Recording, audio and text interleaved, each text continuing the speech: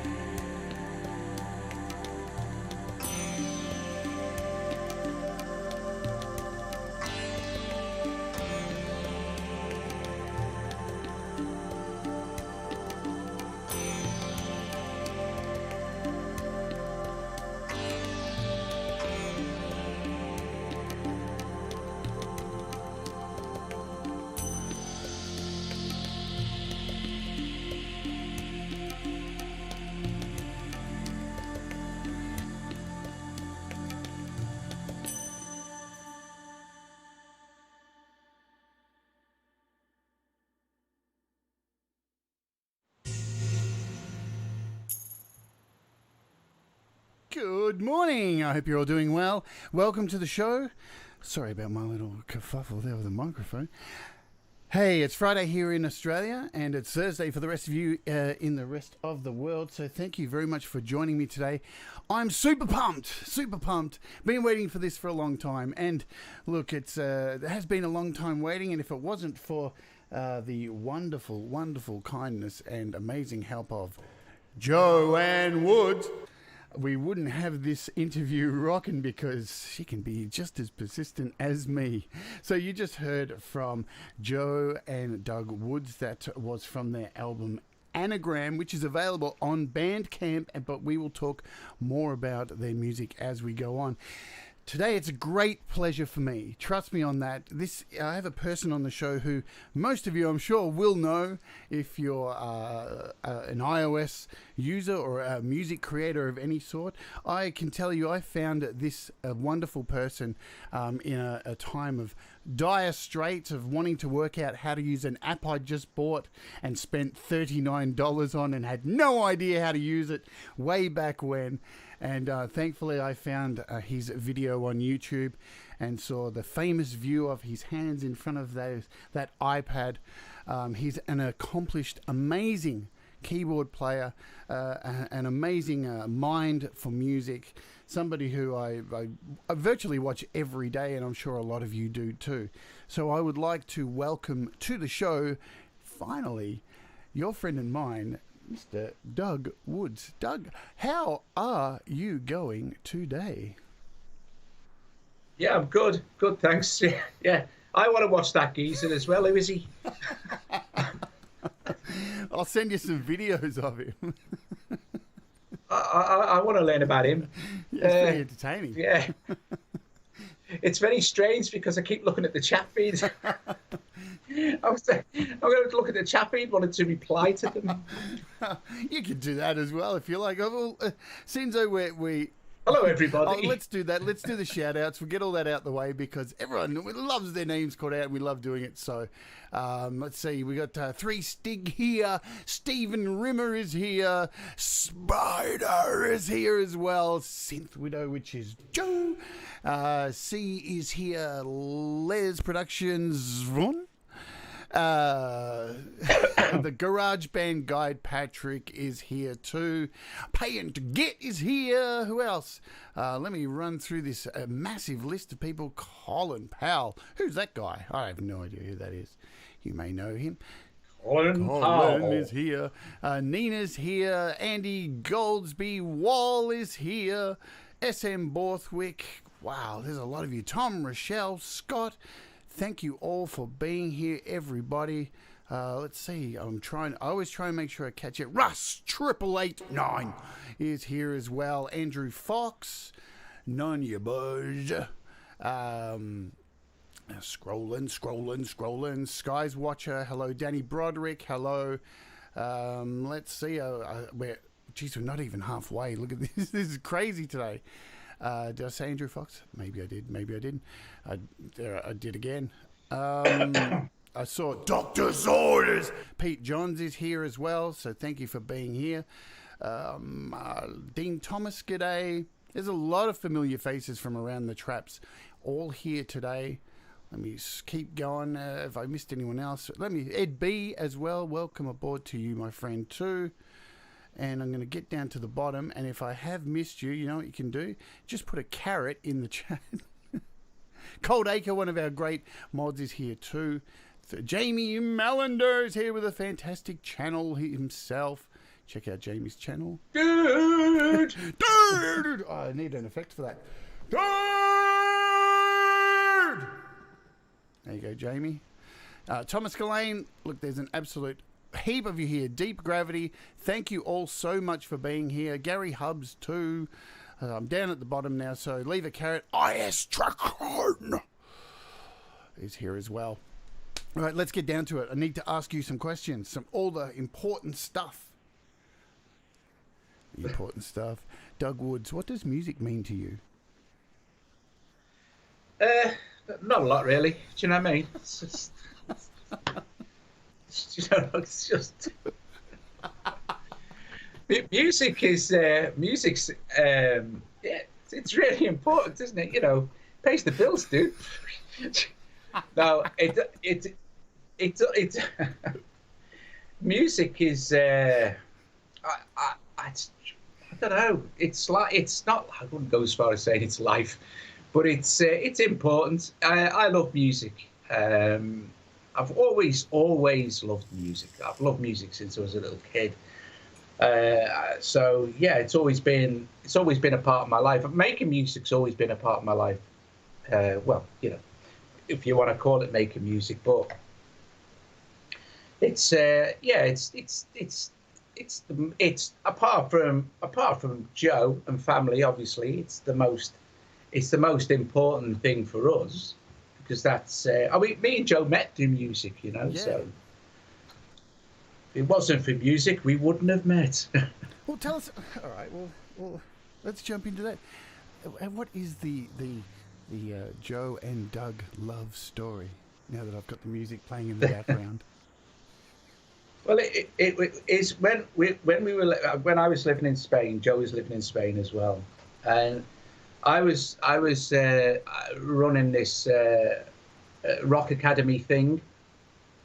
Actually, I'd only just started to run it when I first met Joe, and Joe turned up with a stray dog, and I thought, it's mad dog woman I have here, and but we hit it off straight away, you know. I mean, really straight away. But Joe would come up to do some singing in the studio bit and stuff, and that's where we got to know each other, and we started to record music. So we really became best friends. We were best mates. Before we was even together, you know. So for a long time. So it was, so we met. So you say a long time? Do you actually know how long? What do you mean? Been together for? This will get. Oh, we've been together. Yeah, we've been. Yeah, well, shit. We've been get you in trouble. No, in February, coming now, February next month, we'll have been married 7 years. Wow. That's an achievement. But we've obviously been together a bit longer than that.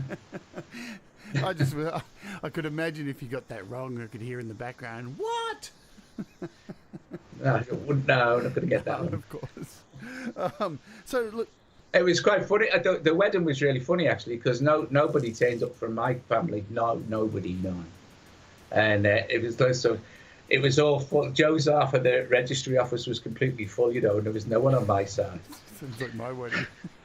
I think 4 of my family members rolled up to 80 people. It's all right. It would have been a lot cheaper if my family members came to my wedding, because none of them drink, and all of my ex-wives are all alcoholics, so it cost a lot of money to house them, unfortunately. So growing up, Doug, do you recall the music that was played by your parents in your house? Yeah, my dad was a multi-instrumentalist. He was a jazz drummer in World War II jazz band. So it was a super musical house. He was also like a keyboard player. It was actually his church. It was the local church organist for 25 years. Oh, wow. That was after he'd actually retired as well. But he was over 90 when he taught himself how to play bassoon and saxophone and stuff like that. He was, but so the house was always filled with musical instruments. He bought a piano, but you know what he never said? He never said, you know, learn this, learn that, do that. Just let me get on with it. And what he'd do is, when my mum and dad would go out and leave me and my mate in the house, we'd start, like, because there was also, he was a sound engineer as well for RCA, and we had all these tape recorders in the house with 2 tracks and stuff. So we'd record all this stuff. I mean, it was cacophonous mess. I mean, not kidding, because we were listening to the Faust tapes at the time, and so we'd be trying to reproduce all that, like all that wild German stuff. I mean, really like atonal stuff on his organ, on his piano, on his violin, and we went on holiday. Me and my mate had gone on holiday with my mum and dad, and we played them the tape. And he was fine until his violin come in. Then he went bonkers. Don't touch me violin. So don't worry about all the electronic gear we're messing with, mate. Totally. So Yeah. you were already making avant-garde stuff at a young age, am I correct? Yeah, well, we were about 15, 16, I guess. All right.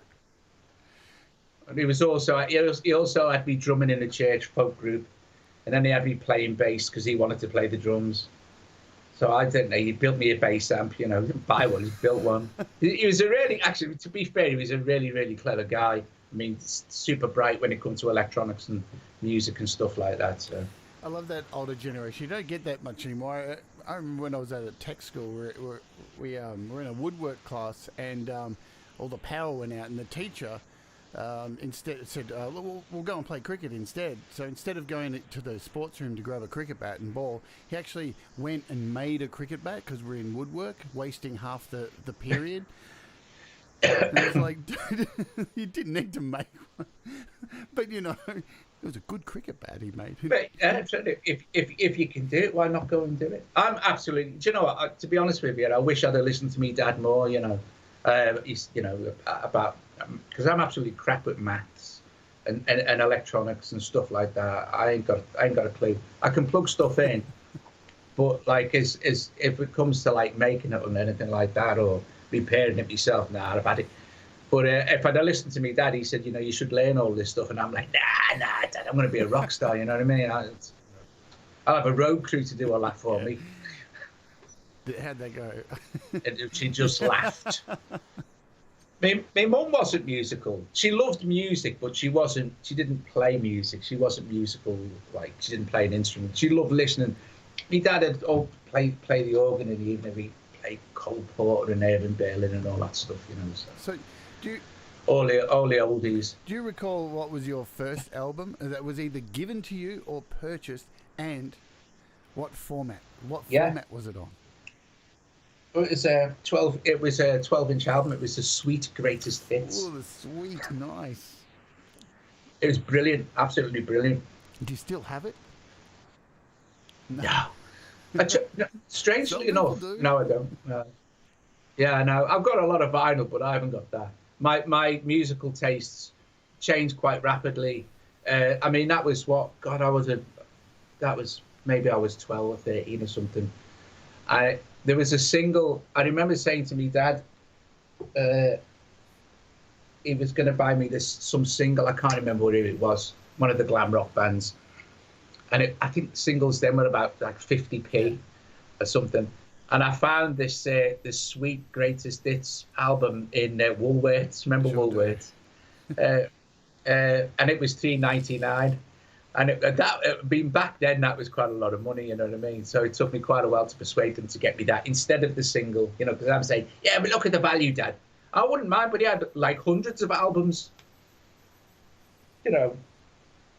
But yeah, it was the Sweet was definitely the first one. But he had Beatles stuff and things like that, and all that kind of stuff. Loads and loads of classical music. So from the Sweet, where did your musical taste go from there over the years? Well, I met not long, probably when I was about 14 or 15. I met a guy called Tony Taylor, who's a mate of mine. He was my best friend for years and years and years. But he probably still is. He come to see us not long ago. But he, a couple of years ago, he introduced me to people like Jean-Michel Jarre, Vangelis, Tomita, that kind of stuff, you know what I mean? And once that was done, I was hooked. Then that was it. You know, all electronic music, synthesizers, couldn't get enough of that stuff then. And we were so insane that because there's no way in a million years we could afford. I mean, I'm talking 16 here. We could afford synthesizers or anything like that. So we used to draw them on pieces of cardboard, right? Stand in front of the mirror in my mum and dad's house and perform all this stuff along to the records playing. Do you know what I mean? Yeah. We'd always make sure we closed the curtains, like, because we'd look like a couple of dickheads. But not long after that, we formed the band, you know. And didn't become world famous. At least you closed the curtains, man. I remember when I was young, my mum made me a Ace Frehley costume and cardboard guitars, and we held a gig out on my front veranda for the whole street. Jesus. When I look back now at some of the stupid things that we did when we were kids, when it comes to music and that, and I remember probably before anything like that, around probably the sweet era, like Top of the Pops and glam rock, probably when I got this album, another mate of mine, someone had left an electric guitar in his house, one of his cousins, and it was an absolute, looking back, the guitar was absolutely crap. So every time he'd strum a chord or try and just strum the strings, all the strings would rattle against the fretboard. You get that horrible rattly sound. And we were so naive that we were strumming it and it was going, and we're going, no, it even sounds like an electric guitar. Because all the frets were buzzing, this piece of crap. Sounds like my first guitar. I think it was all of $100. Man, so your first... Luxury, $100, but luxury. Yeah, well, I had to work. I've told this story before on the show. My grandma was an invalid out the back in our garage, and I used to clean her poo potty, her little portable. Oh, that's it, yeah. Buy records. And I collect records and I get my guitar that way. So I literally had to clean shit to get that stuff. It was worth every drop of pee and poo. I remember it snowed one year, and it was when Heart of Glass was at #1. So it was quite early back in there. I think we went around cleaning, me and my mate went around cleaning driveways out so we could go and buy some singles. Yeah, you do what you can, can't you? Because music's just that amazing. It really is. I mean, so from there, you mentioned you joined a band. What was your band's first, what was the first band name? What was your name of your first band? That's what I'm trying to say. The name of the first band was, I think it was just 4 Minute Warning. Nice. That's a good one. Yeah, it was all very, it was the nuclear thing then. But yeah, that's 4 Minute Warning. We did, I don't know, we recorded a few tracks in a studio in Manchester. Did you have nuclear titles? Were you singing about nuclear stuff as well? Probably 4 Minute Warning was one of the tracks. Can't remember. God, that's going now. I can't remember the names of the songs. So you went into your studio. How old were you at this stage? Oh, probably 16, 17. That's a pretty good age to hit a studio. So and you recorded a demo, would have been to tape, yeah? So. Yeah. Oh gosh, yeah. Did you get them pressed? No. Not even on cassette.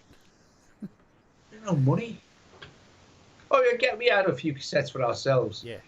But no, we didn't distribute them or anything like that because we weren't even doing gigs or anything like that. What? Do you know we'd done more radio interviews before we'd even actually done a gig? When the proper band, when we formed the proper band, which was called Rhythm Impulse. Rhythm Impulse. We'd done loads and loads of radio interviews, local radio interviews in Liverpool, like Radio City and stuff, before we'd even done a gig. And they'd always say to us, when's your next gig coming up? And we'd be sitting there like a bunch of dickheads going, we haven't really, we don't know, That's, But then they'd play the tapes and stuff. So. But that's the way you do things. You bullshit your way through these things. And that's how you create hype. People don't do that these days. Yeah. They don't think outside the box to think, hey, I'll just be a used car salesman, get out there, get on the radio and talk a bunch of shit, build some hype, and then do the gigs, You have to be inventive. I wasn't, do you know what? I really got into trouble once with the band because at this point, by the time I was about 18, I wasn't really interested in being in that band. I wasn't really interested in being in a band. I just wanted to be in recording studios and stuff. But Amazon Studios in Liverpool, they recorded a lot of really famous people back in the day, like China Crisis and OMD and people like that. Frankie. But they recorded a lot of, like, really, really bands that went on to become really massive. and they offered us some. They offered me. They phoned me up and said, "Do you want some studio time for your band? We're trying out the new SSL studio. It's 48 track Thank you. studio." Like, I know, I forgot. I wasn't. I just totally I was doing something else at the time. I don't know what it was. But they found out that I'd forgot that we could have had a free session in Amazon to test out their new studio. They weren't happy. Oh, I love it. So in regard to have you had lessons for playing keys? What's the deal there? No, self-taught. Really? Wow. Because normally, I normally ask people, if they had lessons or anything like that. There's always those horror recorder stories. Do you have a horror recorder story? You got forced to learn that shit? I did. I used to learn when I was at school. What the hell was the instrument? It was the clarinet. I took clarinet lessons for a bit, but luckily for me, or not luckily for me, as the case may be. See, my teeth have gone. Right, my teeth. These aren't real. They're false. When I was little, I had one of these childhood illnesses. It basically wrecked me gums, but then in consequence wrecked me teeth. So these aren't real. These are false, and that prevented me from carrying on learning the clarinet. So I couldn't anything with a reed. I couldn't blow it, or I could sew anything. So yeah, thank God for that. But I didn't, because I hated it, to be fair. But yeah, didn't take music lessons for anything else. So, and what was it? Just, I mean, and nobody forced me to learn anything. My dad was never like, he gave me a few lessons, because actually I'm not really a keyboard player, I'm a drummer. But before, I'm actually probably a better drummer than I am a keyboard player, if I was still playing drums. So I haven't played for a long time now. But so my dad gave me a few drum tips, and he bought me a drum kit. But because I'm left-handed, he set the drum kit up right-handed, and I played it open-handed and never changed. And he never tried to correct it. But I was always more interested in playing keyboards anyway. I'm exactly the same. I'm left-handed, and I learned from playing other people's drum kits. So I learn open-handed because none of my drummers would be like, oh, can I just change your kit around? Luckily, yeah. No, well, when I was teaching drums in Spain in this rock academy thing, and one of the kids was a left-handed drummer, so we had to reset the kit for him every once a week or whatever it was he came in, and I learned I could get around playing the left-handed kit okay, but I still much prefer playing the right-handed kit open-handed. But yeah, so and it was. What was your first keyboard? Oh God, flipping heck. Do you know what? I don't know. I can't. My mate was the keyboard player in the bands. I was the drummer, but my mate was the one buying the keyboards, and we had a CS80, which was horrendous. Don't ever get nostalgic about them. They take about 4 hours just to warm up, and the tuning was just. You know why? You know the iconic Vangelis sound, the wibbly brass sound. It's wibbly because it won't stay in fucking tune. That's why. It's just it's a disastrous piece of kit. But they're iconic, and the sound was amazing. This is why they're impossible to sample. You can't sample the crapness. Yeah, there's no developers who want to release something, and that's what's brilliant about the synth. It's unique. Each one was unique, but they're heavy as well, man. Oh, took 4 people to move that thing round. But I think my first keyboard was probably the piano. I suppose my dad bought me the piano. This was an old upright. After that, I don't know. I guess probably a home keyboard or something. Just mess around on. There's a few more people who've joined in the chat here. I just want to thank Pete Johns for the kind super chat. He's written here, all the best musicians started with clarinet and were crap at it. Absolutely terrible. Howdy Doody has popped in. Jacob Hack is here. Hello, Jacob. Welcome to the chat. Man, there's a whole lot of really awesome people here today. So thank you all once again for hanging out with us. Brad Example. Who else? I'm just having a quick scroll through, try and catch up. If there's anyone, Hoser is here. So look, thank you all very much for joining us. I know I'm really slack with the chat today, but it's really hard to keep up. Bubba's here as well. Bubba's kindly given us a super chat as well. Thank you very much, Bubba. You rock. What's he written here? When I was in high school, people wanted me to play that song Far, Far Away. And I didn't know what was so funny.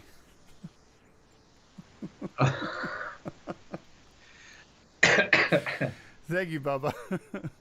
All right, so with your synths, because, you know, synths have, amazingly, for no lessons, you're an amazing player.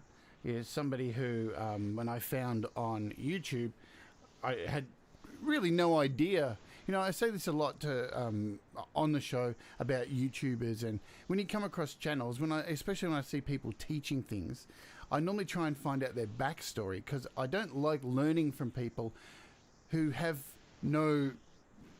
nothing to show for what they're actually doing, you know. And I was just absolutely blown away by your back catalogue of music and the amazing stuff that you have out there. You have so much varied, high-quality music and collaborations. Well, I really only collaborate with Joe and Colin.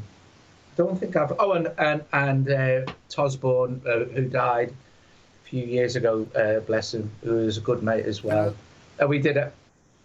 No, sorry. I listed all that stuff in the description too, so yeah, stuff as well.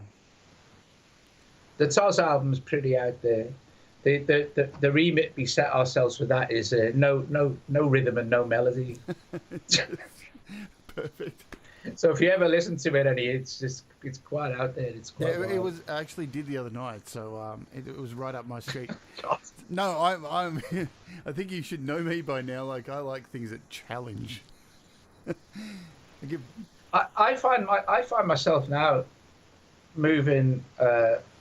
It's strange, moving more towards music concrete and stuff that's not conventional. If you watched a few of my live streams, where it's just taking some noises and then building upon the noises with different noises and different sequences, but not in a conventional kind of melodic way, sort of thing. You know, something a bit different, something a bit more.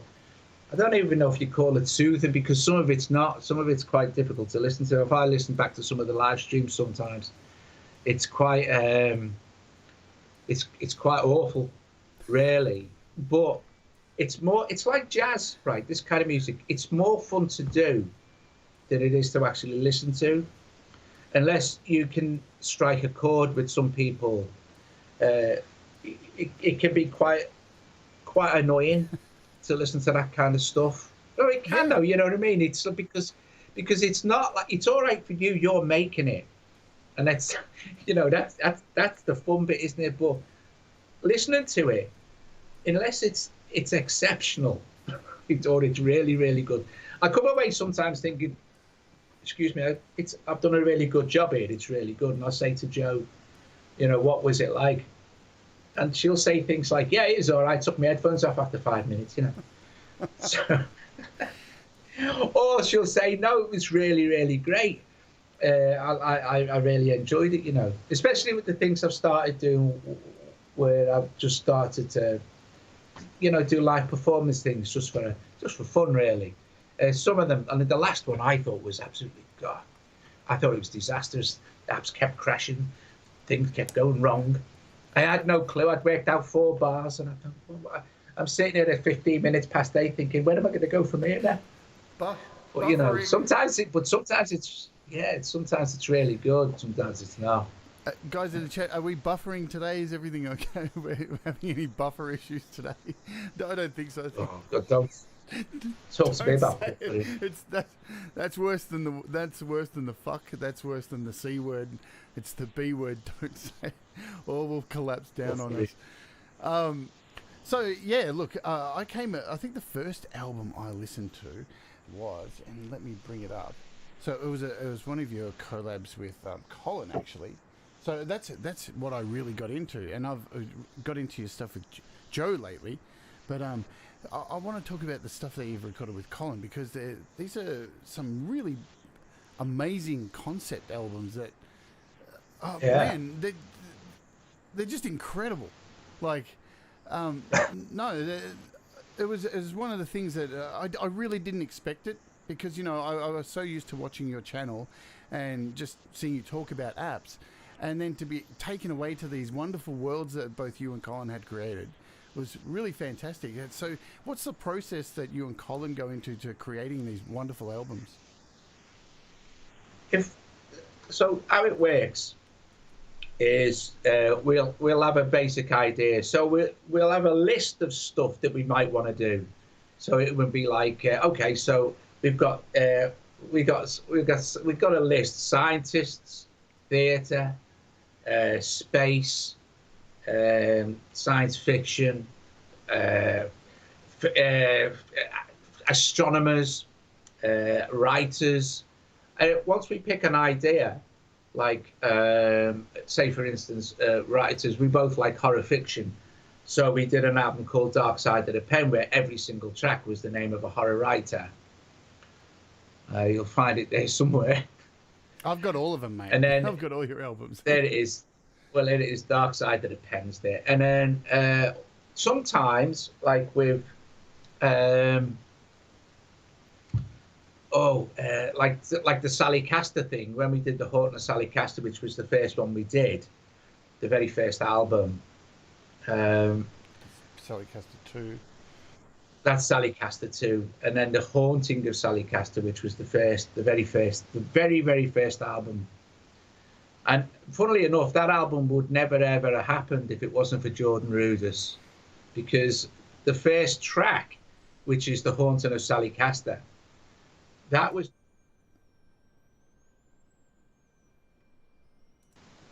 You know, the app. Yeah. And Colin heard the track, and he asked me, he said, can I add some bits and pieces, guitars and drums and stuff to that track? And that's what ended up as the very first track that we did, which was very cool. And then we did some like follow-on albums. That's another this one. Was my first album that I got. This was the first one I downloaded. So I love this. So it's another part of the Sally Castor thing and the Mechanical Girl thing. So how do you collaborate? Do you guys close to each other? Do you get together to create these albums? We're 400 miles apart. We've met each other once, a couple of years ago, when Colin come down to Cornwall on holiday. But we don't. It's all done via the internet. You know, the Dropbox, and we use Cubases. We did one album with GarageBand, which was the last will and testament of Walter Canterbury. That was done with mostly GarageBand and some gadgets. Yep. Mostly GarageBand, I think. And then the other ones we mainly use Cubases. That one. That's pretty much all GarageBand. Well, look, it's a fun album. If you guys haven't heard these albums, and you know, I'm sure like people who are followers of my channel, and there possibly are people who don't know this. Seriously, go and grab these albums, and sit down, have a weekend. Pour yourself some whatever beverage floats your boat, and really just tuck into them, because there is some absolutely fabulous music in there. So, I was absolutely blown away. So from there, so you've done solo albums as well, which are all available on BandCamp, yeah? All available for free. Mine and Joe's stuff's all free. If you or pay what you like, but if you don't want to pay, you can grab it for nothing. Yeah, I bought 2 of them last night, and even though I know. But look, no matter what, you know what I say, Doug. I see free, and it's like you have to give something. Like, I don't know. I can't do it. I just can't. Because you know what I always think? I think they're going to see my email address and know that. Like, no, I'm not. I'm not just taking it for free. No, it's fine. It's fine. I know that. We wouldn't offer them for free if we didn't. But I know that. But at the same time, like, I know what I would be like if it was my music, and I'd say, "Look at these freeloaders taking my stuff." Like, they could have even threw a dollar at me. Like, at least that's how I would be. So I look at it like that. Well, it's much appreciated if people do buy it. Yeah. Like, at the end of the day, we're all musicians, and it's nice to be paid for your craft, It gives you, as Pete Johns would say, a warm feeling in the cockles. So, how many albums have you and Joe done together? As I just bring back up this screen here. 2. So we've got... Well, actually, no, we haven't. We've done 2 instrumental albums, which was the I can't read the title, the Deep and Dark Woods one, which was the last one we did, and then Anagram we did. That was the last one we did. But then there's the stuff we've got a huge catalogue of music where you see where it says Doug and Joe Ethnesis. Let's just click on that. That album is where it's Joe's singing on all of those. But Joe wrote all the lyrics and all the melody lines, where I wrote the music. And how we do it is I write like the music. If we're writing a track where Joe's going to sing, I'll write the music and then give the track to Joe, and then she'll finish it off. She'll write the melody and then all the lyrics as well. So yeah, but we've got, not on that album, that's the album we've released, but we've got, 50 odd tracks we recorded, and they were all recorded in Spain. Yeah, all of those were recorded in Spain at the 4th floor, which was our studio there. You've got such an amazing back catalogue of music. It's just incredible. Do you have plans for new releases this year? Have you got stuff in the works right now? Yeah, me and Colin, there's always stuff going on. And me and Colin, our next album we're going to do is going to be, we haven't done a lot of work on it yet because it gets really busy for apps and things around Christmas time and stuff. So you kind of get, and I go through these weird non-productive, when it comes to actually songwriting.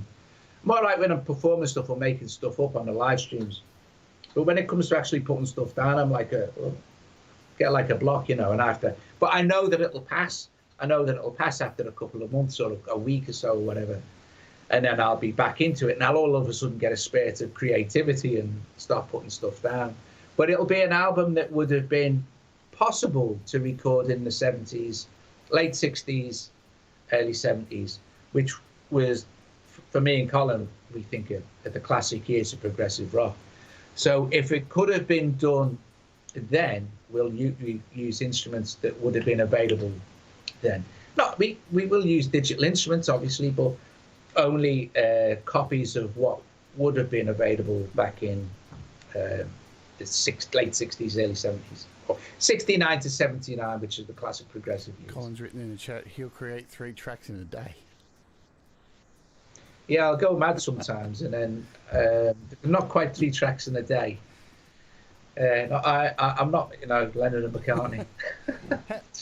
3 albums an hour. So, talking about like creativity and mind and blocks and stuff like that, because they happen to everybody. And if there's anybody listening out there or watching today who thinks, hang on, Jade, just one sec.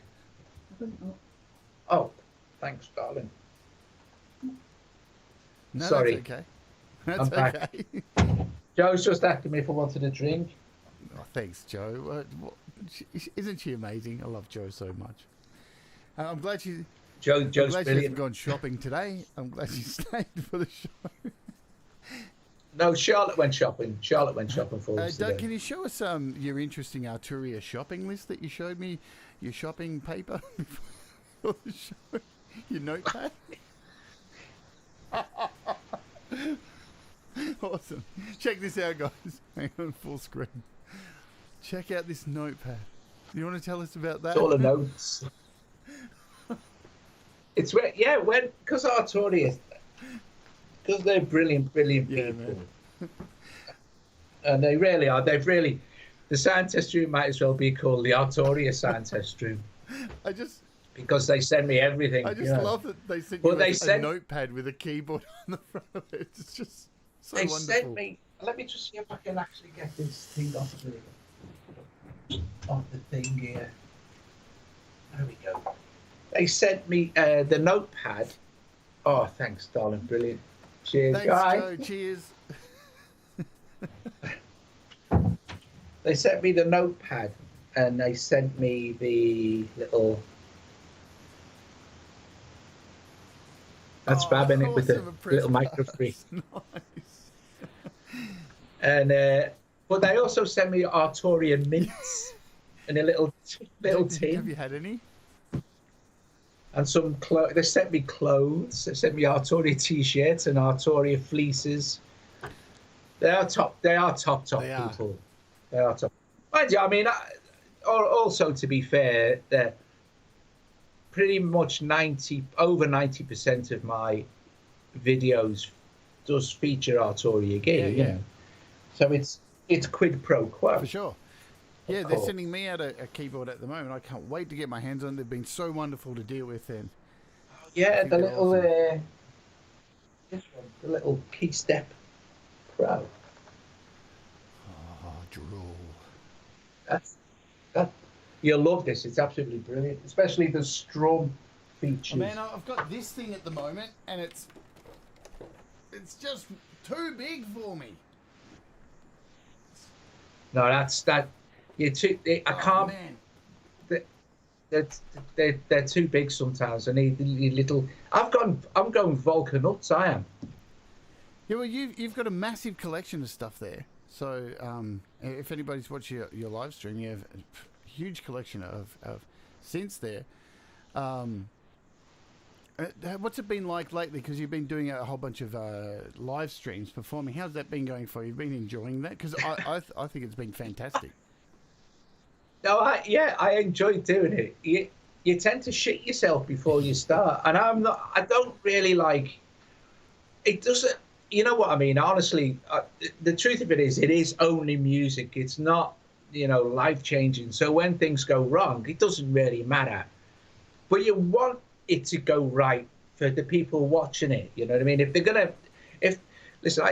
people invest time in their time, which is precious, to watch you want it to be as good as possible, don't you? Everything you do, you want it to be, if it's not going to be perfect, you want it to be as close as perfect as it can be for them, So before it starts, I'm always concerned that it's not going to be, or they're not going to like it, or it's not going to be of value to them or entertaining, But I love doing them. I think they're great, It's enjoyable because it's kind of you don't really know where it's going to go, do you? Yeah. You don't really know where it's going to end up. Well, that's the beauty of it. That's the beauty, I think, of like avant-garde and noise and that kind of music that you kind of partake in. I love that stuff as well. I love the free form of that. It could go anywhere. I love the risk in it. What do you think about this, Doug? Do you think what do you think about the music of today? See, I think that the music of today has lost a lot of its danger. What are you talking about? General pop music? I think music in general. I think across all facets. Even heavy metal has lost its danger and become quite, navel-gazing in a way. Do you know what? I don't listen to a lot of pop music. We have the radio on and stuff. I tend to listen to radio too, which is more of our age group. I don't listen to a lot of modern music. That's the God's honest truth of it. If you look at my album collection, you just go old man, old hippie. You know, it's all prog, it's all old, it's all a bit strange, all a bit weird. But you know, so I don't really know. But I'm not. I like it. I hear some pop music and I like it. You know, I think it's good. I think the tunes are good. Yeah, there's no danger in pop music anymore because the world is too PC now. You know. Yeah, for sure. There's just too much. There's too much. Record companies, and let's be fair, that they own the majority of the great big massive radio stations that is going to be playing all this. I don't necessarily own them, but they own the airwaves, if you know what I mean. It's their music that's being patched out there. They just won't take the risk of offending anybody now. You know, which in a way is a shame. I mean, nobody wants to offend anybody, but it's you're never going to put on Radio 1 and hear something risky anymore. Yeah. Whereas 20 years ago you might have, you know, because people weren't so PC. It wasn't so you know. But I wouldn't want to go out and offend anybody anyway. I can't see the point of it, you know. If musically wise, mind you, I mean, I'm sure there's enough people who find what I do offensive musically, so maybe I'm doing my part. But I get what you're saying. Look, you know, no one. I think music that goes out, or people who go out to absolutely offend and tear people down. Sure, that's terrible. But you know, I think we still need to be challenged. That's what I was saying with Danger. Oh yeah, no, don't get me wrong. What the best, 1977. That was it. Bang. Pistols. Yeah. The Clash. The Damned. That really, really was the best. That was absolutely brilliant. Absolutely brilliant. And you know, if you listen to that music now, it can be, you could be construed as offensive, but it was it was brilliant. That was brilliant. Punk was brilliant. Punk's still brilliant. Yeah, definitely. And you know, people need to be challenged, I think. Without being challenged, how do we progress? You know, and that's one of the key things that makes music so important to society. That's I don't listen to pop music either. I find it quite insidious. I'd rather like pour bleach in my ears a lot of the time. But well, it's similar to pouring bleach in your ears, isn't it? If you listen to some pop music. You come out a bit cleaner with bleach, at least. Yeah, you probably won't be. I think there's a thing, you know. I think if the people that produce pop music get paid very, very well for doing it because they are very, very, very clever people at doing what they do. But there's no risk involved in producing pop music. It's formulaic. They'll have formulas. They'll have compression settings that are set for kicks. They'll have everything will be set up. They'll know exactly what they're doing. And these people are geniuses. The people that write pop music and produce it, make no mistake, these people know exactly what they're doing. However, it's highly unlikely they get massive job satisfaction from it after the 17th or 18th track or album. Because, you know, they're working to a formula. And what will happen is the next band will come into the studio. You know what? They probably don't even see the band. Yeah. Fair. So it's not like it used to be when you used to go into a recording studio and you all used to go in there and you'd all stay for the entire session. It doesn't work like that nowadays because of the money. There's not the money that it used to be for doing stuff like that. You know, they have to, like, the music industry suffered massively due to the internet. So there's not the money that there used to be to spend on albums. All their money's now made from touring. And again, like, the whole music industry has changed yet again in the last year. How have you coped with the whole lockdown? You guys are currently in a lockdown. I know for me personally, I didn't leave the fucking house anyway. So, it really did. Well, I don't know. I haven't left. I didn't even know, like, what I didn't. Lockdown, what's that? Makes absolutely zero difference to me. I don't want to go at you. No. Joe will tell you. I can't because do you know what? I'm not because of my health. I don't tend to go out much anyway. But with the lockdown, I stayed, obviously stayed in. Yeah, it's joking aside, you do have a sense of not being able to go out. Do you know what I mean? So even though you didn't go out before, sometimes you think, I wish I could go out. And then after a couple of seconds, that feeling passes, you know. But our day-to-day, mine and Joe's day-to-day life didn't really change. Do you know what I mean? It didn't really. It's no different than it was before lockdown, except I am scared to death of getting COVID. About 2 weeks ago, my sister died. COVID. I'm so sorry. I lost a relative last year from it too. So it's like it's a real. Because if I get it, I'm dead. Yeah, same here. You know what I mean? So it is scary. It really is scary, you know. And up to the UK now, what we on now? Over 100,000 deaths now. It angers me so much to hear people say stuff like, you know, it's not real and shit, and it is very real for somebody with a weak immune system like myself and yourself. It's fucking real, man. Like I actually have to go into hospital for very regular blood transfusions for my condition, and it fucking scares the absolute shit out of me to go into a hospital, because that's probably the place you're going to get it the most, because everybody there's got it, you know. That scares the absolute batshit. But it does. It frightens me as well. Obviously, I have to go. I have regular appointments at the doctors for blood tests and whatever else they decide to they want to do to me that particular day, and it worries me. It really, really does worry me. It worries me going out and stuff like that. It worries Joe as well. It worries Joe, because Joe does go out. Obviously, she has to go out most of the time to do shopping and stuff like that. And it worries her that, you know, she'll pick it up and bring it back, and you know. But it's a scary thing, you know. It's a good job we have music. Yeah. And you've got a whole bunch of people, like the lady Rode Alone Straight. Hello, I didn't catch you there. Patrick. La Boc left. Did he say that? A whole lot of people. Lub Lock. Let me tell you, it's Lub Lockett left, and it's Kenny, and he used to live in a place called Lub Lockett, and he left there. Well, all these, everyone in the chat is sending condolences for your loss as well. So, you know. I did mention this a few weeks ago when just after she passed away. You know, it was.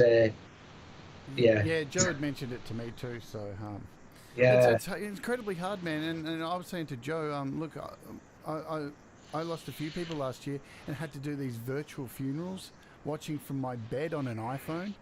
It was,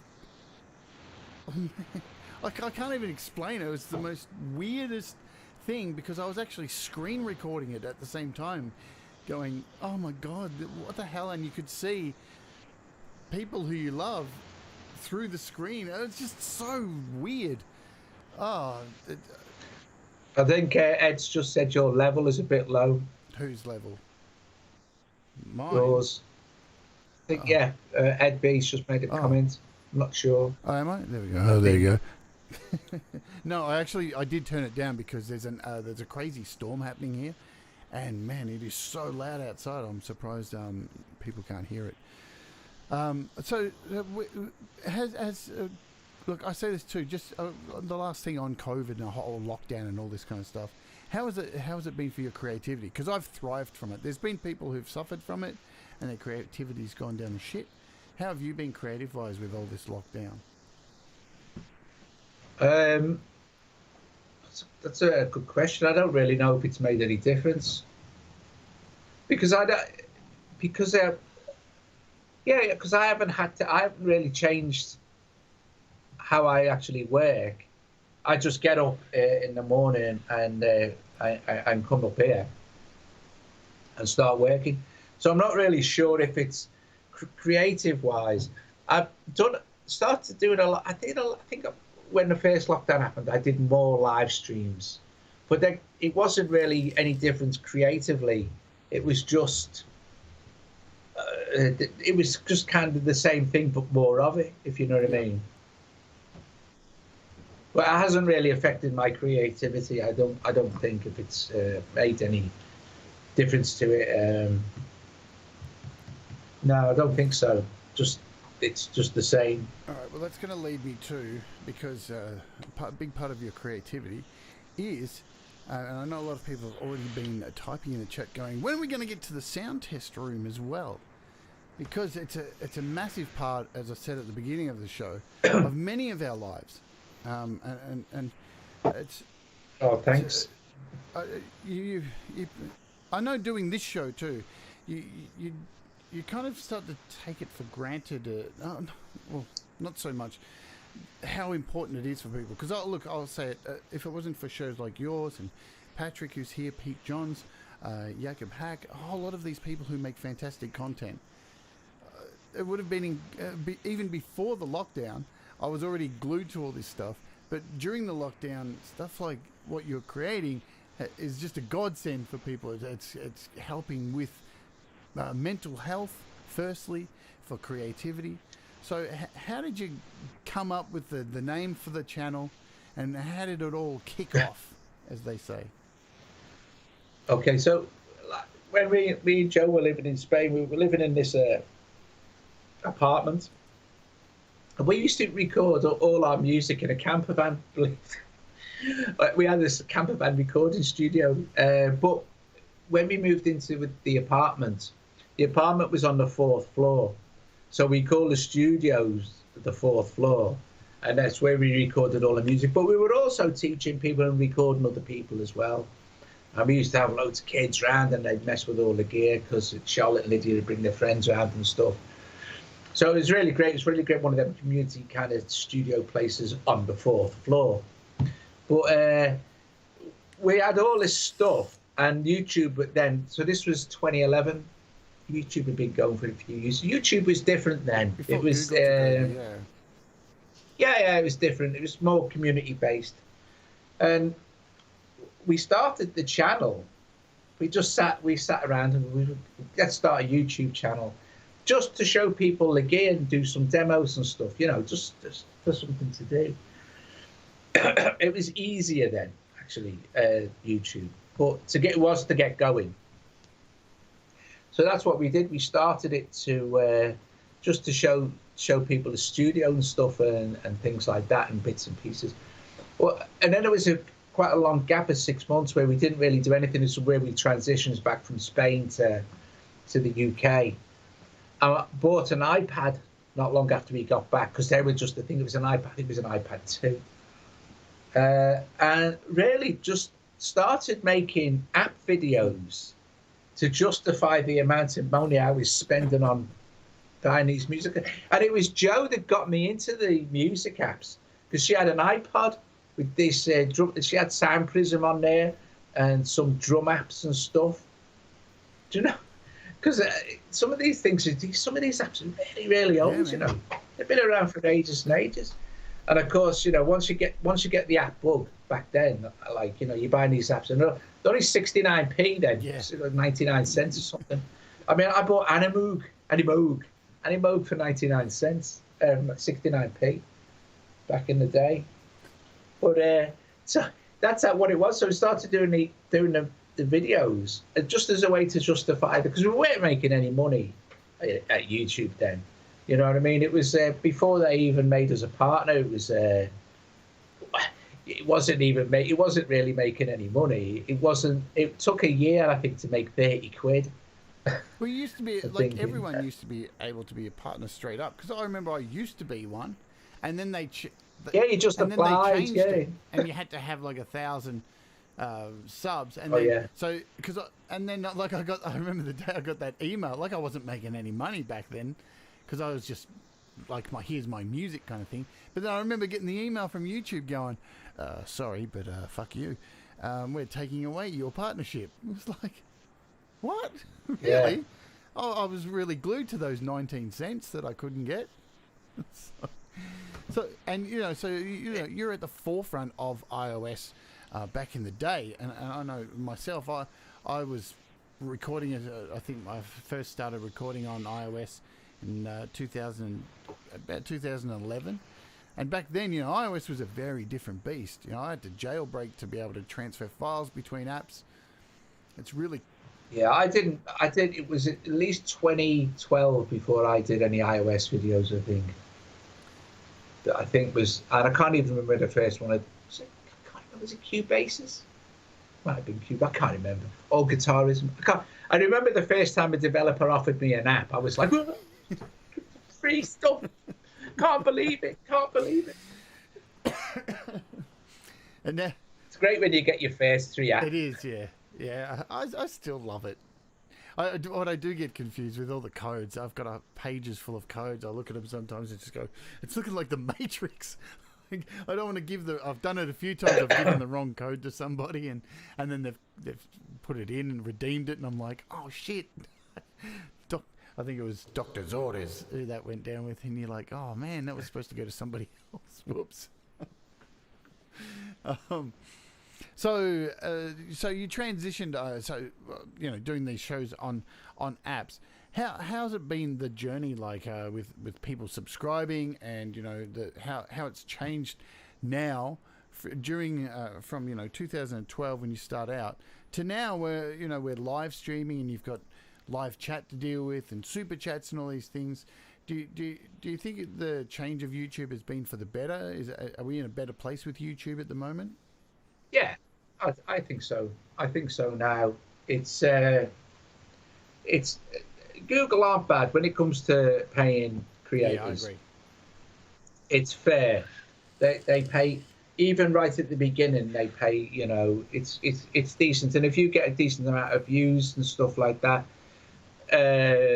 you'll get paid fairly for what it is. You know what I mean?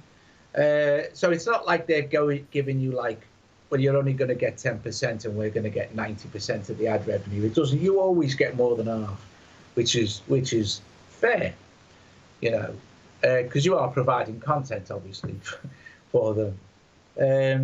But to watch the channel grow is great. It's great watching. It's when you get more and more subscribers and stuff like that, and views and things.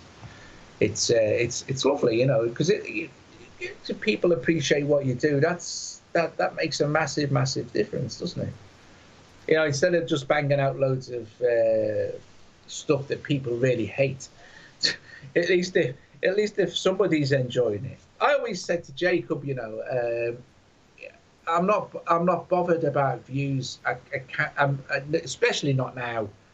I always said if a video gets 100 views, I'm happy with it. Of course, it's great when it gets 5,000 views or something, but if it gets 100 views and it makes 100 people happy, or it helps people, then it's done its job, hasn't it?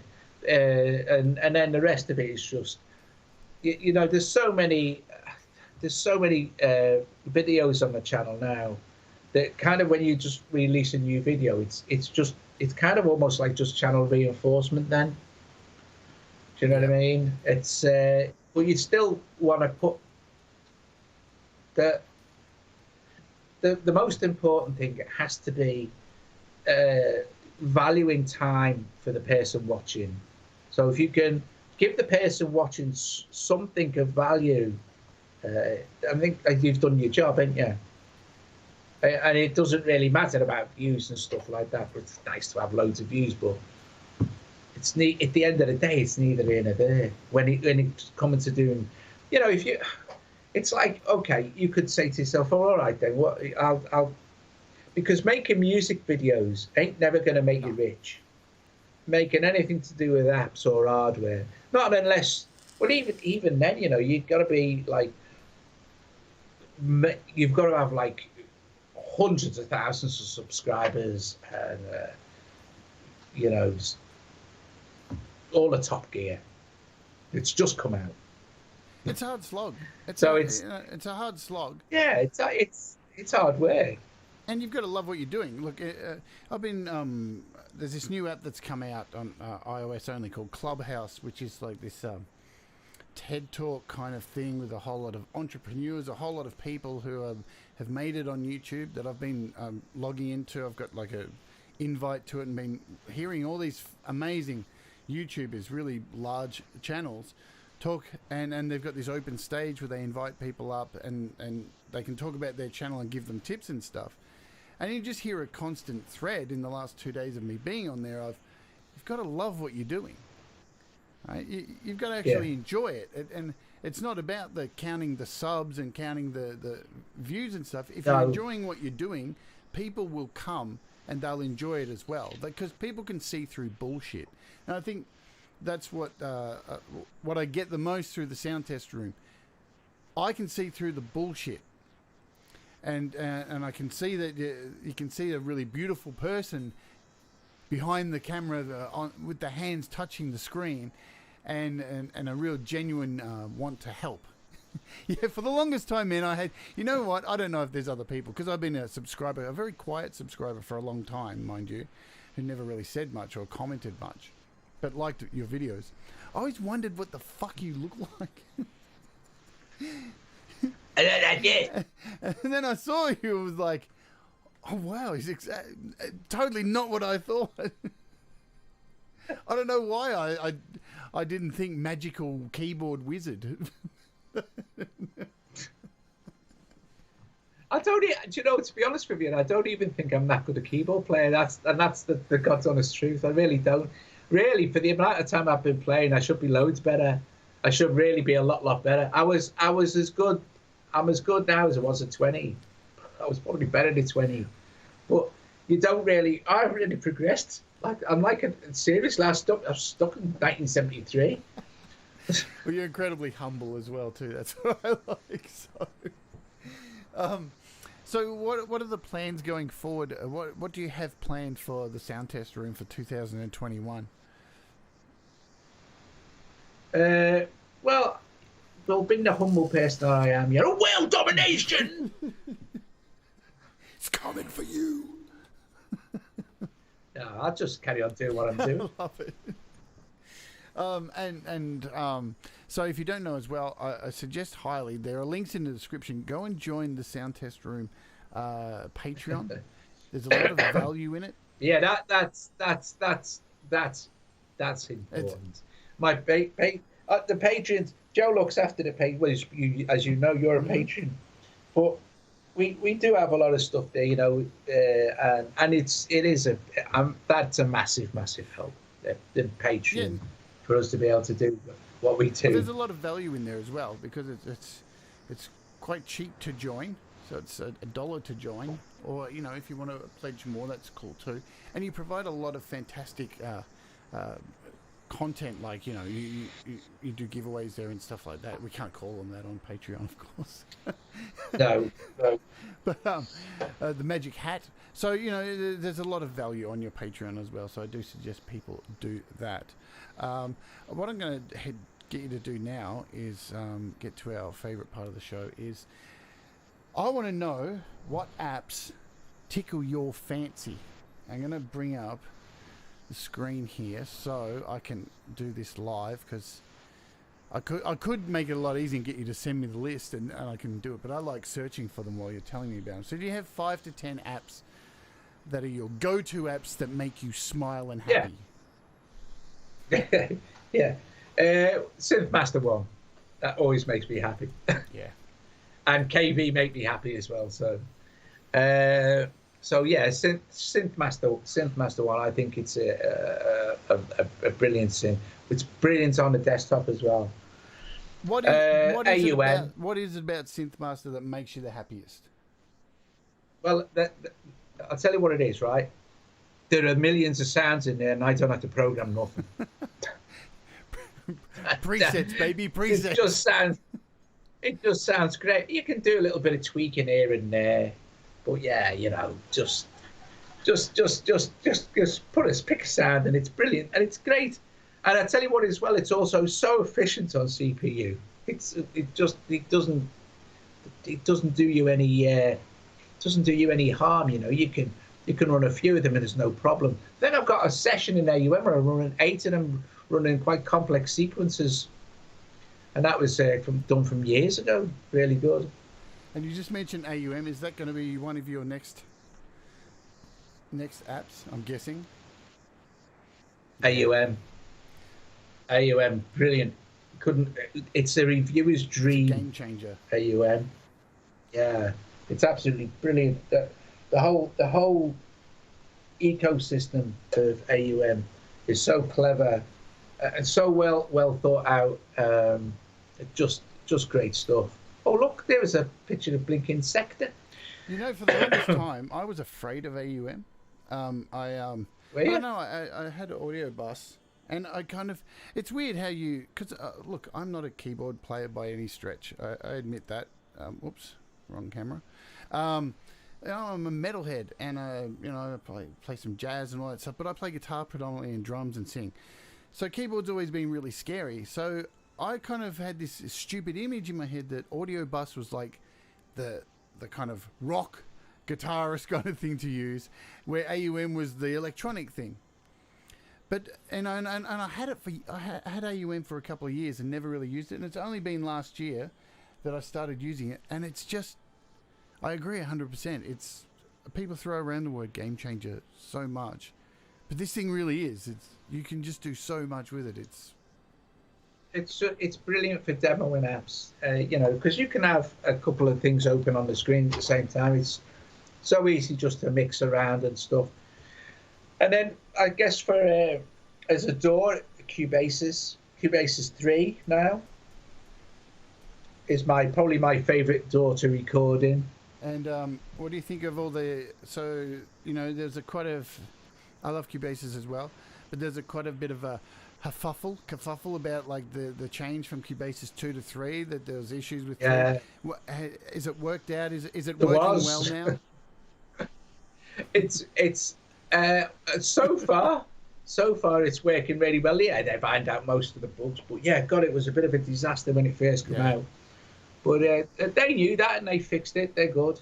I mean, these are you know, Lars's team, clever guys, you know, and they address a lot of issues every time they do an update.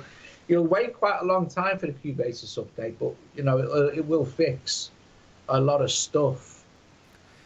It will fix an awful lot of stuff. Yeah, and so it's a complex app. I mean, people don't realize to create these kind of doors on an iPad, like these things are. Who would have?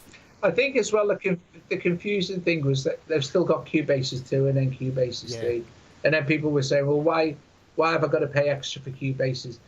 You know, don't forget Cubases 2 had been out for a long time, but all the updates again completely free.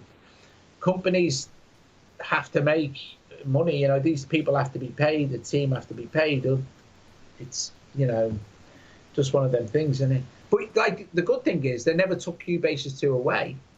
So you don't need to use Cubases 3 if you want to stay on Cubases 2, which is still a brilliant DAW. You can't win either way. If you think about it, if they had have taken away 2, people would have cried. If they keep 2 and then do an upgrade thing, then people would have gone, oh, now 3 doesn't work and I can't go back to 2 because you used an upgrade. They would have been complaining either way. So you've got to, you know, and you're never gonna please everybody with stuff, and fair enough, you know, that's a good thing. It keeps people you know, being creative. You know, I'm talking about developers and things like that. So you know, you'll always get people being, if they complain, developers for the most part will try and fix. Like for instance, Paul from Four Pockets.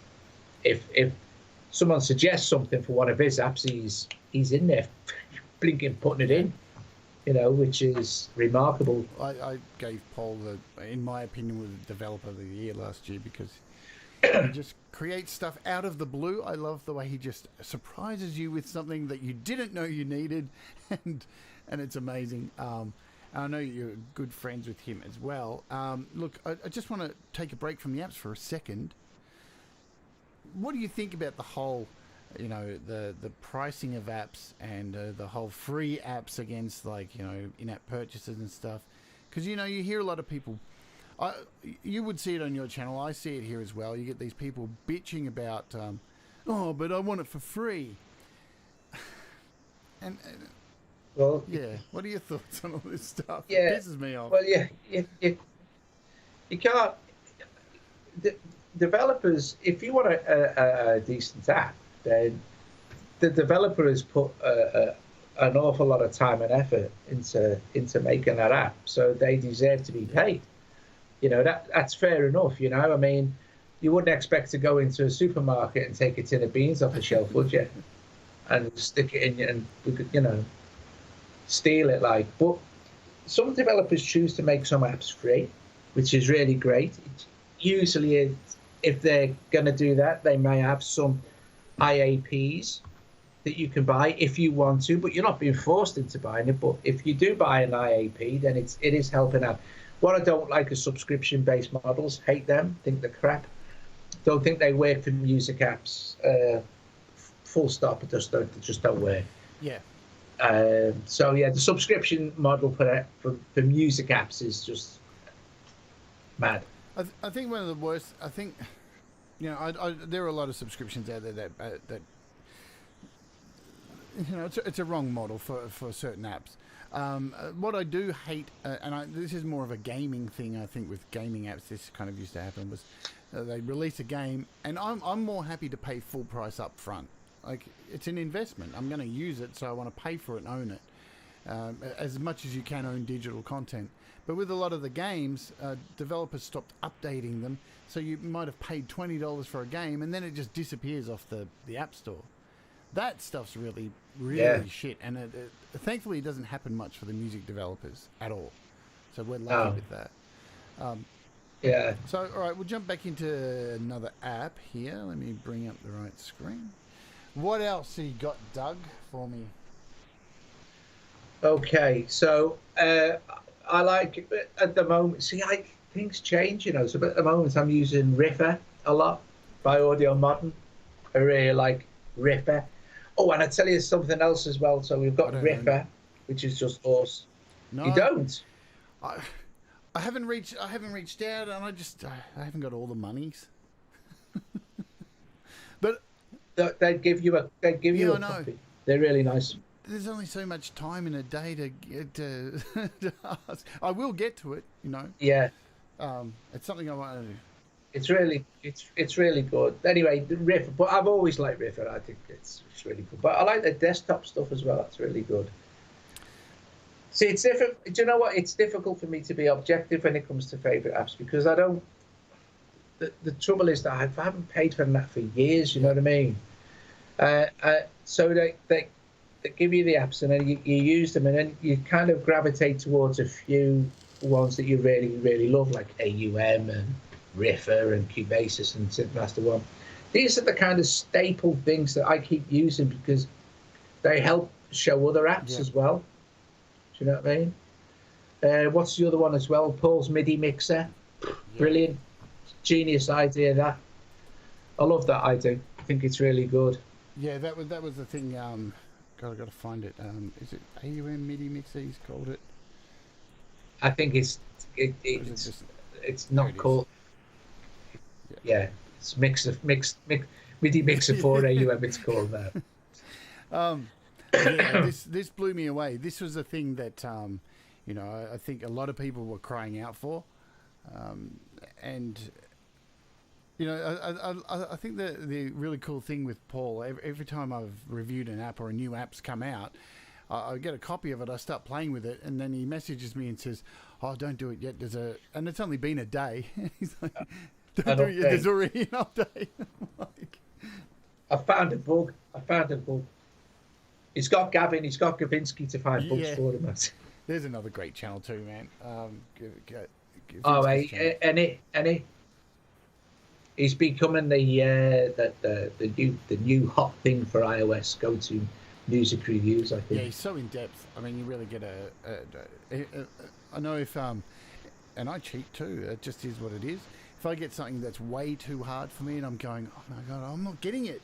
Go and watch one of one of Gavin's tutorials. But I do that with you too. You know, I'll be like, man, this thing's doing my head in. But I've already done it with Gavin, so yeah, we're all just learning off each other. That is the way it is. And I'll tell you what was really hard because I know Jacob is a big lover of. Now my brain's going mental, and I did a show on it just recently. Why can't I think of that? Why can't I think of this app? Agonizer. What's that? Agonizer. No. It's an app that. That's it. No, that's his app. That's his app. But yeah, I know. Well, that's a great app too. That's a great app as well. God, Russ is in the chat. He won a copy of it on my show recently. And it's just, look, whatever, it doesn't really matter. It was just really hard for me to work out. And I went looking for it everywhere online and couldn't find a decent tutorial to learn it. So I just ended up doing a show going, fuck it. I'm just going to show that I have no idea what I'm doing. Because I think that too helps people feel a bit at ease that it's not so confronting.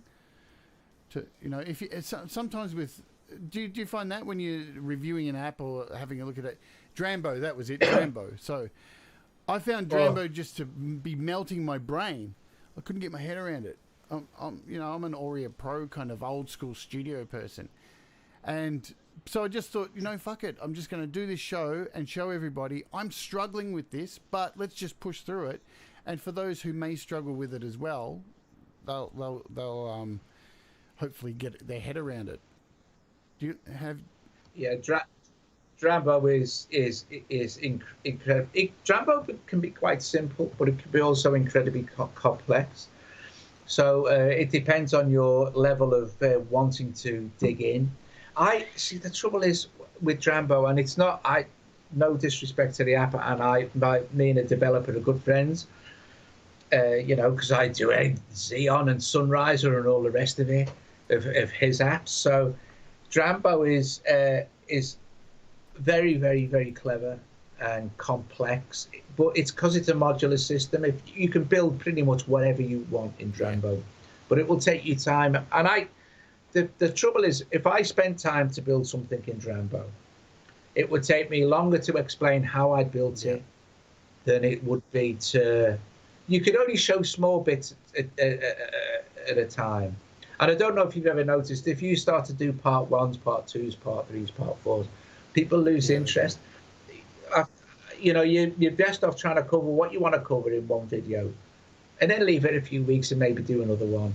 But if I was to go, right, Drambo part one, then Drambo part two, Drambo part three, Drambo part four, they'd lose interest. And by part four, where it's starting to get really good and complex, nobody's, they're not going to watch it because they've seen it. I don't want to watch it anymore. I want to watch something else. It's like TV programs, I know we binge watch stuff. God, I'm binge watching The Big Bang Theory again now. But most of the time, if you're watching like a documentary or something, you're not going to watch the next documentary straight after it. You're going to watch something else, aren't you? Yeah, you need, especially when it's a learning curve app.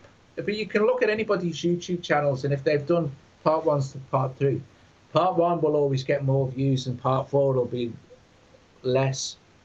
Do you know what I mean? So you've got to be picky and do what you're comfortable doing. Yeah, I think if you can, with a part one, with a complex app like Drambo, if you can give in part one the simple basic tools to be able to just make something very simple, that opens the doors for people to go and create and further, because that's how I look at my shows anyway. I don't want to sit there and go through every single bit of it, because then where's the mystery?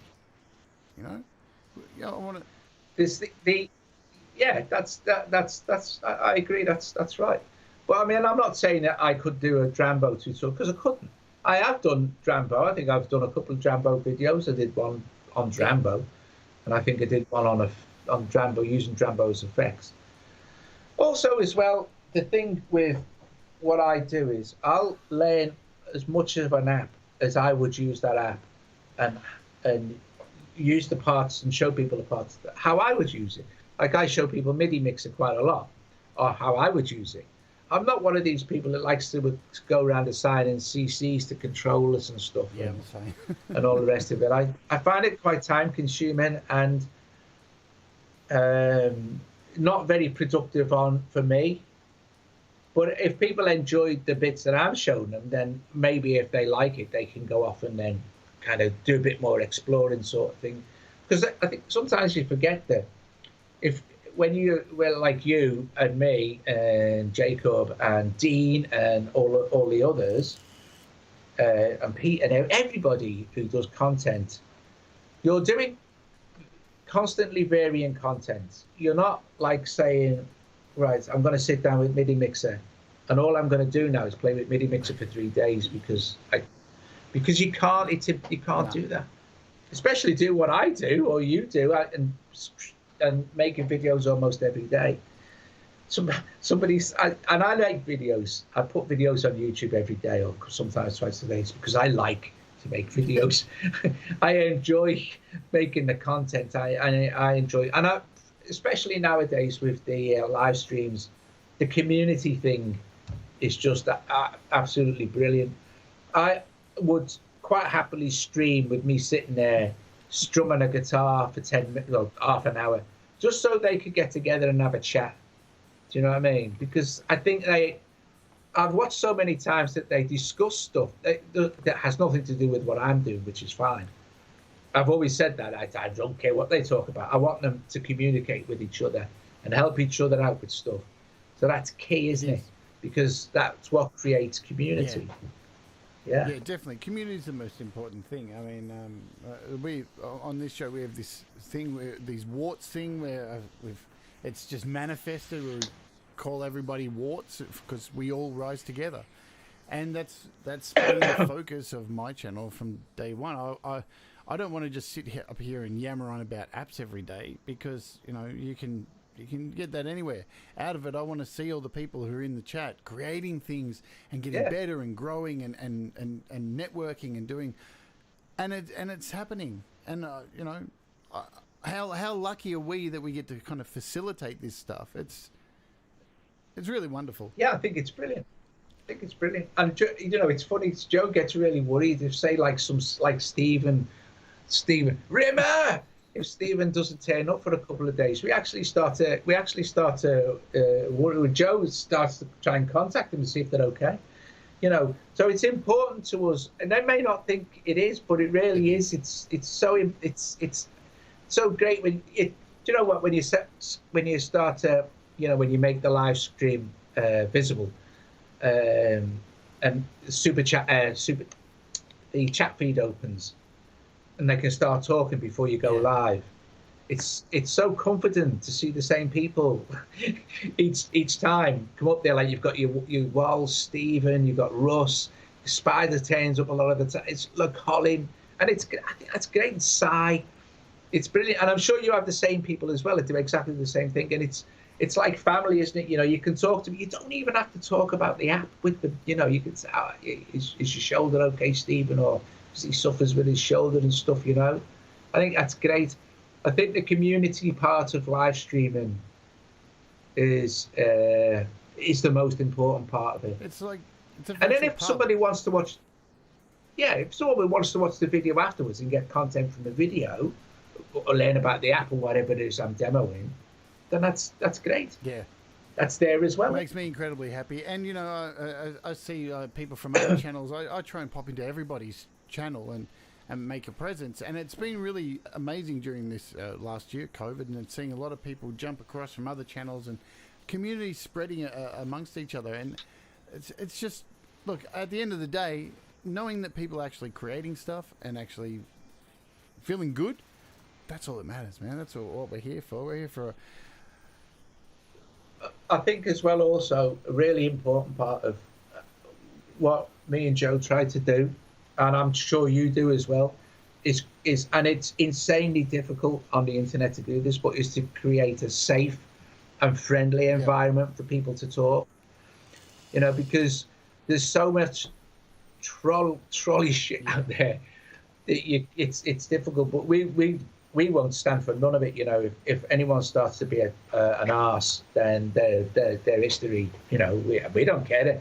They're contributing nothing, and they're just annoying people and upsetting people. You know what I mean? So you don't need that. I don't know what their lives must be like to come onto a stream and start just disrespecting people, and you know, it's unbelievable to me. So the idea is to the people that come on and talk on the live streams, as you well know, is for them to feel safe to say what they want and to talk to their friends and listen to the music and, you know, get it picked up and stuff. Yeah, I think that's really good.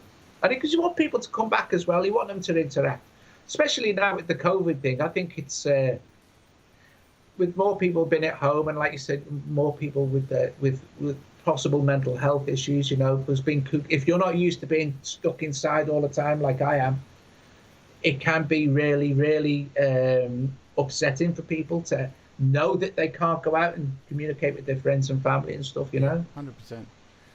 Yeah, look, I have no tolerance on idiots who come in.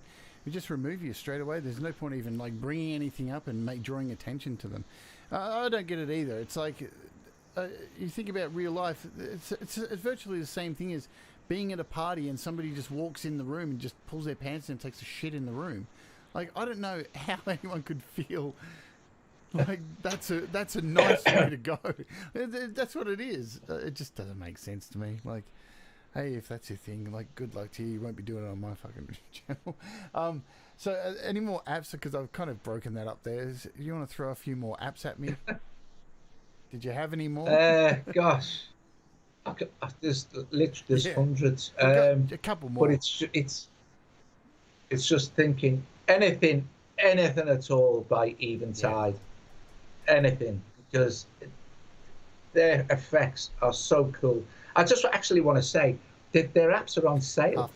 Half price until Sunday, and tomorrow night I'm doing a big Eventide thing. Just running. I'm going to try and run every single app, just with a guitar or something, just for fun. I'm showing here. There's lots I still don't have. 50 years they've been making gear.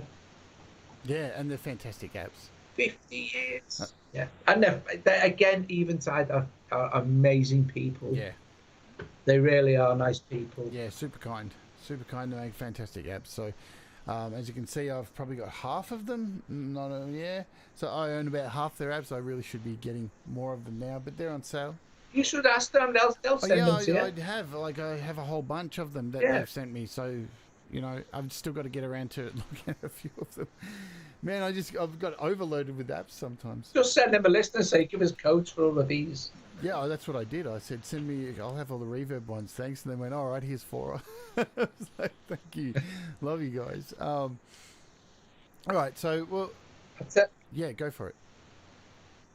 I was going to say as well also, I like, you know, Paul Jackson. He makes Touchscaper and now Mood Units. Yeah. I think they're really great. Especially the price as well, and the stability. Stuff that keeps continually getting updated. And Paul's stuff, you know, we've got MIDI mixing and things in there. You use so many apps all the time. It's difficult to go, oh, there's just 5 or 10 or 15 of these things that you use, you know. Yeah, I had Mood Units in my apps of the year. Look, this thing's incredible, and it just keeps getting updated. And the packs are cheap as, like, ridiculously cheap, and so it's the amount of effort he puts into this. So if you don't have this, I mean, you're bonkers, absolutely bonkers. I know. Got to give a shout out to a couple of developers as well, and you really, because Clevgrand, I think they make great apps. I think Audio Kit doing a great thing. So many cool people, you know. Yeah. I say that nearly, you know, every couple of shows I always try and give a shout out and say, look, these developers are amazing.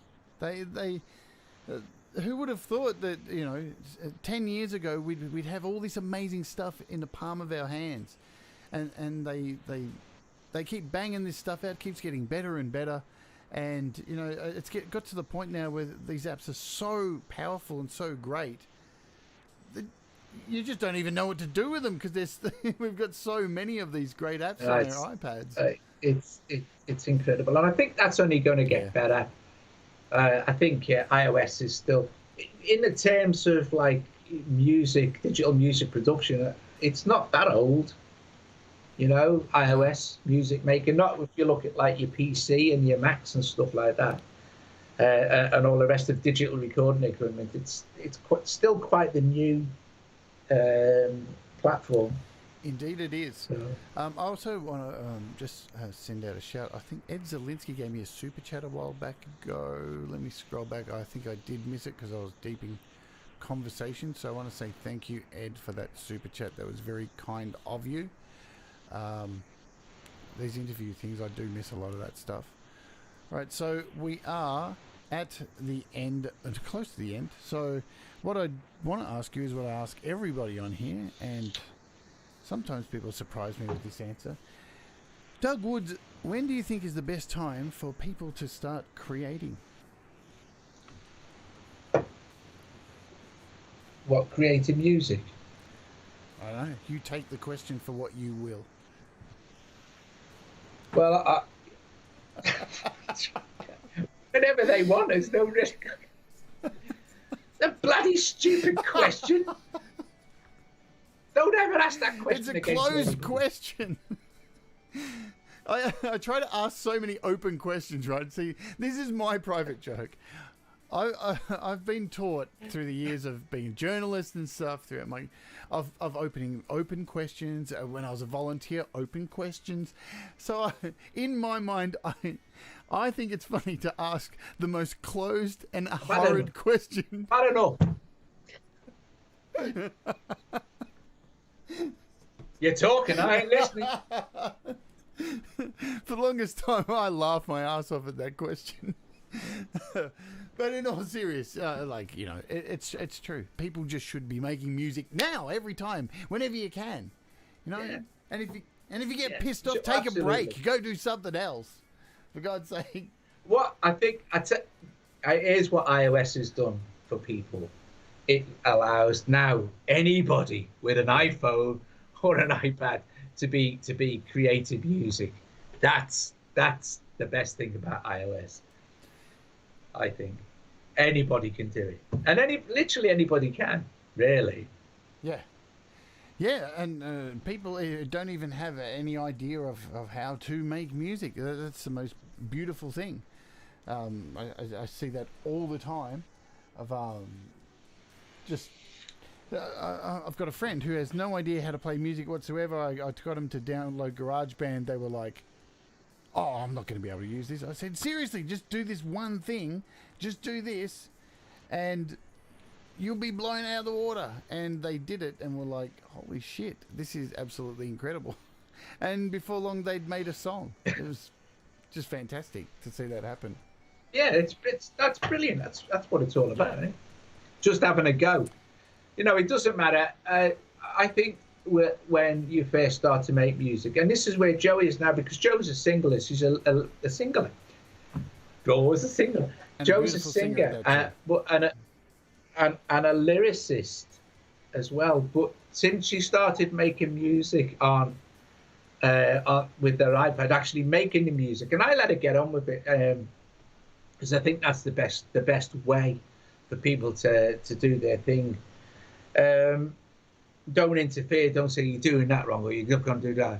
Joe's at that marvelous place now where don't need to understand music theory. Doesn't matter.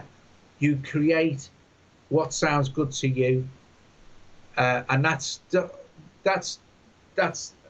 such a great place to be in. When you first start to make music, you don't know what you're doing.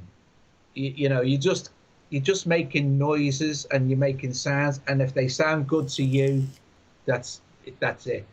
And I always say this.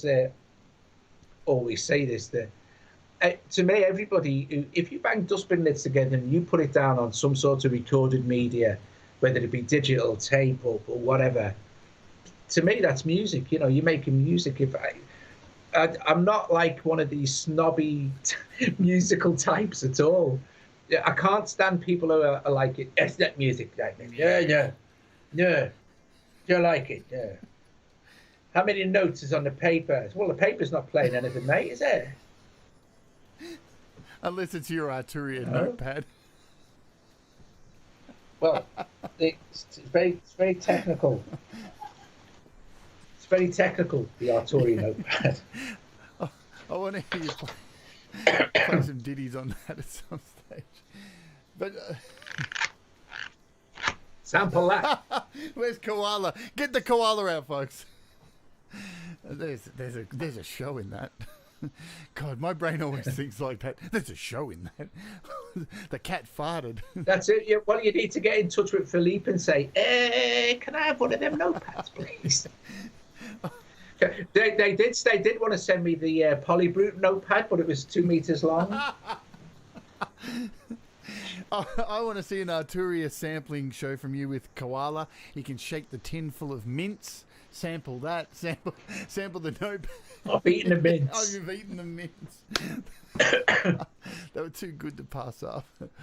All right, well, we'll wrap up. Let people get on with their day. First, I want to thank you so very much for trusting me to do this because, you know, as you said, you don't do interviews. I remember when I first messaged you, when I first started this channel, I said, I'd love for you to come on, and you responded quite flatly with, I don't do interviews. And I was like, well, fuck that. Yeah.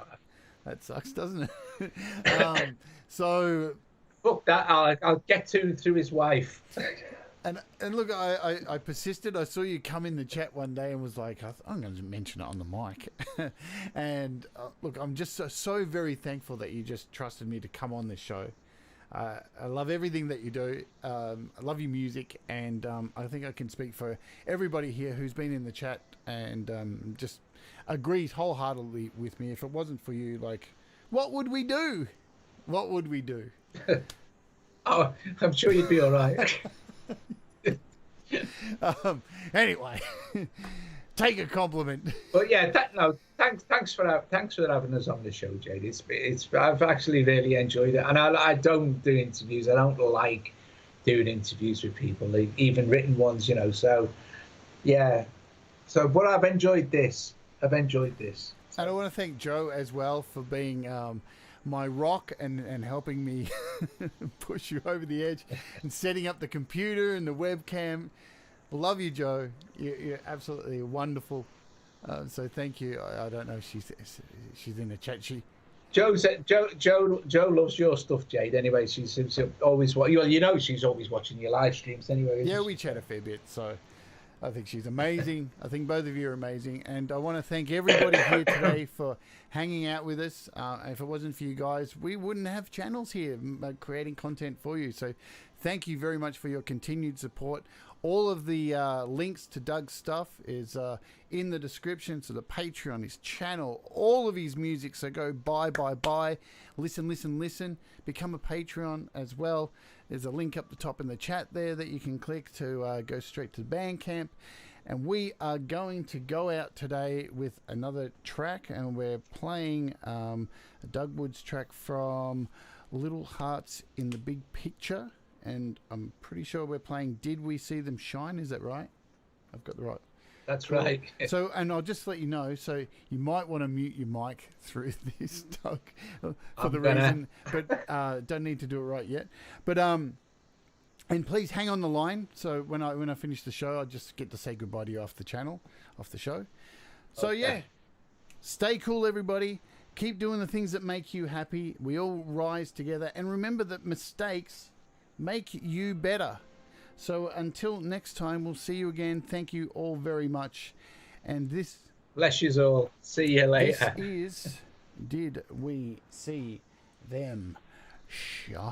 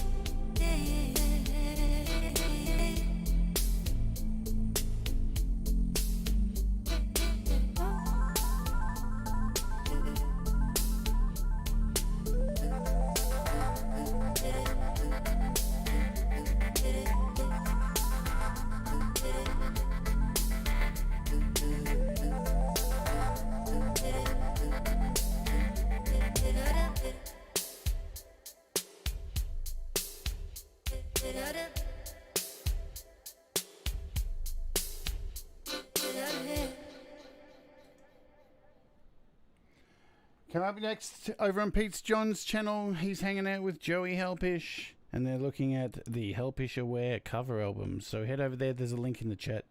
Take care, folks. We'll see you later.